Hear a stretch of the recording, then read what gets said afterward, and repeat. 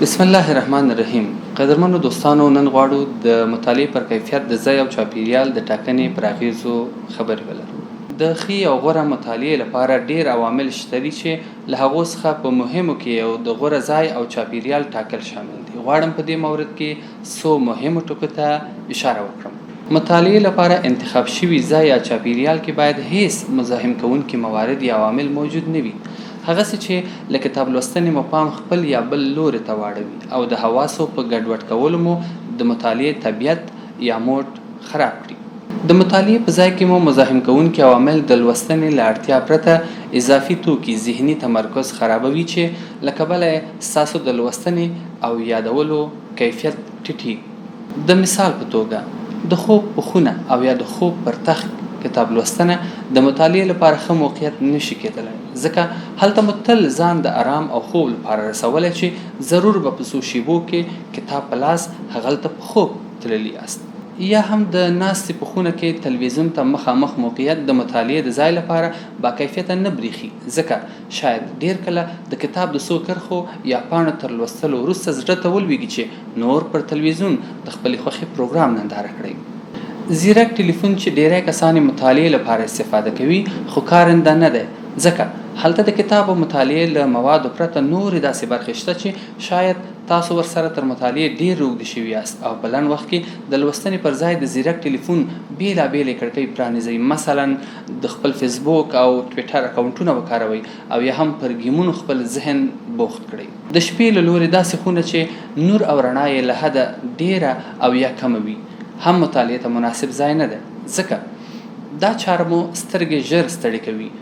نو غوره ده چې د مطالعې د میز د پاسه د سپین رنګ لرونکي مخصوص ګروپ ولرئ. لوستوال ځینې وخت دا پوښتنه مطرح کوي چې مطالعه په یوه ځانګړي ځای کې او که بیلابیلو ځایونو کې وشي. د دې ځواب د مطالعه کوونکو عاطفي، فکري او جسمي ځانګړنو پورې اړه لري، خو هغه څه چې مهم دي په یوه او مشخص چاپیریال کې پرلپسې مطالعه کول زړه راښکونتیا کموي او بالاخره ستاسو د ستړي کېدو سبب کیږي، په داسې توګه چې د ستړیا په عواملو به نه خبره یاست. هغه څه چې په دوامداره توګه د یو ډول خوړو له خوړلو په یوه لار او مسیر له تګ راتګ او په کارځای یا کور کې له یکنواخته غږیزې ککړتیا څخه زړه توري او ستړي کیږو، نو په همیشنۍ توګه په یوه ځای او مکان کې مطالعه هم د ستړیا او له کتاب څخه د زړه تورۍ سبب کیږي. هو، همدا د غوره ځای او چاپیریال ټاکنه په تاسو کې د ښې او اغیزمنې مطالعې انګیزه پیدا کولی شي. په یاد ولرئ چې اشخاصو او د هغوی شخصیتي ځانګړنو ته په پام د مطالعې د ځای مناسبوالی د فردي افکارو له اړخه په توپیر کې دی، ځکه کیدلی شي ستاسو له نظره مطالعې لپاره یو غوره ځای به د بل شخص له نظره نامناسب وي.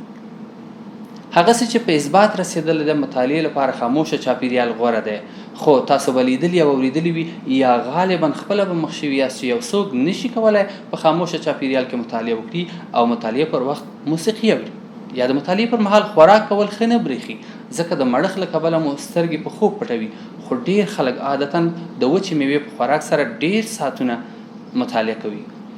څېړنه ښودلې ده چې ځانګړې خونه او کتابتون مطالعې لپاره له مثبتو اغیزو ډک مکانونه دي، خو یو شمېر لوستوال آزاده فضا غوره بولي او د قدم وهلو په تګلارې ګټوره مطالعه کوي. البته پورته کړنې د دې لپاره دي چې لوستوال د ځان لپاره د مطالعې انګیزه ایجاد کړي او په دې توګه د اغیزمنې مطالعې چاپیریال جوړ کړي.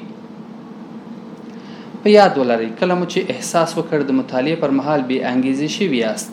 کتاب لوستل مو له زړه څخه نه دي او یا مو په تمرکز کې کمرنګي ده، نو د مطالعې د ځای یا چاپیریال بدلون تاسو سره ډیر مرستندویه تمامیږي چې بیرته د اغیزمنې مطالعې طبیعت یا موډ ته وګرځئ. مینه او درنښت دوستانو، د مطالعې په اړه نور موضوعات بیا